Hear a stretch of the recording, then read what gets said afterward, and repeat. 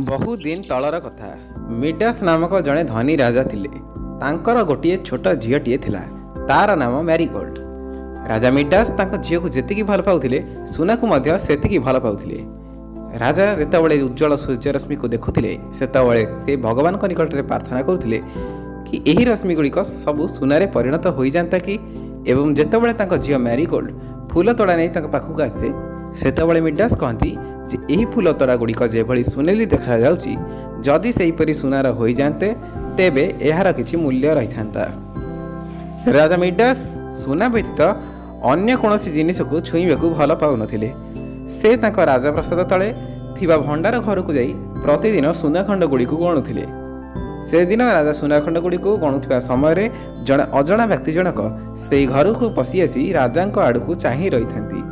बोध हुए से अजणा व्यक्ति जनक जानी नथिले जे सुनाखंड गुड़ी को गणुथिबा व्यक्ति जनक राजा मिडास बोली। सेथिपई से व्यक्ति जनक राजा को पचारिले जे आपण बहुत धनी व्यक्ति भली लागुछंती। राजा मिडास एही अजणा व्यक्ति कथबार्ता और वेशभूषारू लक्ष्य कले जे ए कौनसी साधारण मनीष नुहंती, ए निश्चय जड़े जादू विद्यार अधिकारी। तेणु राजा एहीपरि एक सुवर्ण सुजोग को हाथ छड़ा न करी से अजणा व्यक्ति को किछि मागिबाकू चाहिए। राजा मिडास कहले, मु चाहे जे मु जेउ जिनिस को छुईबी ताहा सेही क्षणिकरे ही सुनारे परिणत होइजिबो। अजणा व्यक्ति जनक राजा को शेष थर पई पचारिले जे एहाकु नहीं आपण कौन पछरे पश्चाताप करिवे नहीं। उत्तर राजा कहले, एहाकु तो नहीं मु बहुत खुशी हेबी। एहा परे अजणा व्यक्ति जनक सेठारु बाहरी आसी कहिले जे आसंता सकाळ तुमर सुनार स्पर्शरे परिणत हेबो। दिन जाई राति हेला। राति सारा राजा खाली सेही अजणा व्यक्ति देथिया बर कथा भाबिले। राति बीतीगला। राजा मिडास भोर पूर्व निदरू उठी जाइथिले। से बहुत आग्रहर सहित खट को अनाइले, काले से खटटी सुनारे परिणत हो जाइथिबो कि। किंतु ताहा जेउ भली भाबरे पूर्वरु थिला एबे मध्य सेही भली भाबरे अछि। ता मध्यरे कोनोसी प्रकार परिवर्तन होई नाही। राजा एहा देखि बहुत मन दुख कले। हठात सूर्यरश्मि राजांक झरका मध्य देई घर भितरे पड़ी सुना भली प्रतिफलित हैला। राजा मिडास एहाकु देखि अत्यंत आग्रहर सहित से खट को छुईला बेलकु से खटटी धीरे धीरे एक सुनार खटरे परिणत हेबाकु लागिला। से निजर पोशाक पिंधिबा परे ताहा मध्य सुनारे परिणत होईगला। परे राजा सकाळु सकाळु तांको बगीचा को बुलिबाकु जाइथिले। सेठारु बुली सारी राजा तांको सकाळ खाइबा पई गले। से खाइबा पई बसिथिबा समय मैरीगोल्ड कांदी कांदी राजाक पाखरे आसी पहुंचिला। राजा को से शुभ सकाळ जणाइबा बोली बगीचारू किछि गोलाप फूल आनिया पई जाइथिला। मात्र से देखिला जे बगीचार समस्त फूल सुनेली रंगर कठिन फूल भली देखा जाउछंती। राजा ताकू बुझाइबाकू जाई कहिले, मन दुख करना, बरम तू बसी खाइबा आरंभ कर।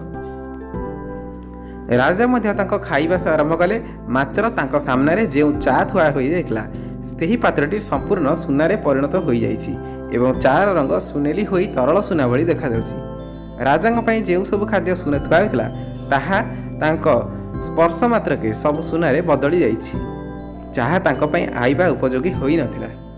राजा से खाइबा टेबुल पाखक आसी देखिला बेलू मैरीगोल्ड तार दुखरे भूली जाई शांति रे खाउची। हेले राजा न खाई भारी चिंतित होई पड़िछंती। मैरीगोल्ड निजर पड़ीगला राजांक उपरे। राजांकर एहीपरि अस्तव्यस्त मुह को सही न पारी मैरीगोल्ड राजा को बुझाइबाकू जाई तांको आश्वासन देला। राजा मिडास तांकर झीर एही भली भावना को देखि ताकू गेल करी पकाइले। हेले राजा जानी नथिले जे तांकर स्पर्श द्वारा मैरीगोल्ड कौन क्षति होई पारे। धीरे धीरे मैरीगोल्ड शरीर सुनारे परिणत हेबाकू लागिला। राजा मिडास मैरीगोल्ड एही भली अवस्था को देखि सही पाइले नाही एवं से कहले, ए मु कौन करिदेली। राजा टिके भी हेले मैरीगोल्ड आड़ को अनाई रही पारिले नाही। से एबे विश्वर सबुठारु गरीब बोली मन कले। राजा बहुत अस्तव्यस्त होई पड़िले। हठात से अजणा व्यक्ति जनक राजांक पाखक आसिले। राजा तांको देखि आश्चर्य होई गले। सेही व्यक्ति जनक राजा को पचारिले, तुमे किभली भाबरे सुवर्ण स्पर्श को पालन करुल। एहार उत्तर राजा कहले, मु ए दुनिया रे जहाकू अधिक भल पाउथिली ताकू मु एबे हराई देली। ए समय ए सुवर्ण छुआ मो पई कोनोसी व्यवहार उपयोगी नुहे। पुणी सेही अजणा व्यक्ति जनक राजा को पचारिले, ताहले मते एबे कुह, एही समय तुमको सुना दरकार ना तुम झियो। राजा कांदी कांदी कहले, एबे मते केवल मो झियो दरकार। ଅଜଣା ବ୍ୟକ୍ତି ଜଣକ ରାଜାଙ୍କୁ ଏଥିରୁ ମୁକ୍ତି କରିବାକୁ ଯାଇ କହିଲେ ଯେ ତୁମେ ଯଦି ସୁନାରେ ପରିଣତ ହୋଇଯାଇଥିବା ଜିନିଷକୁ ପୂର୍ବ ଭଳି ଫେରାଇ ଆଣିବା ପାଇଁ ଚାହୁଁଛ, ତେବେ ତୁମ ବଗିଚାର ଶେଷରେ ଥିବା ନଦୀରୁ କିଛି ପାଣି ଆଣି ସେହି ଜିନିଷ ଉପରେ ଛିଞ୍ଚି ଦିଅ। ସେହି ବ୍ୟକ୍ତି ଜଣକ କଥାରେ ରାଜା ନଦୀରୁ ପାଣି ଆଣି ପ୍ରଥମେ ମ୍ୟାରିଗୋଲ୍ଡ ଉପରେ ଛିଞ୍ଚିଲେ ଏବଂ ମ୍ୟାରିଗୋଲ୍ଡ ତା'ର ପୂର୍ବାବସ୍ଥାକୁ ଫେରି ଆସିଲା। ଏଥିରେ ରାଜାଙ୍କର ଖୁସି କହିଲେ ନ ସରେ।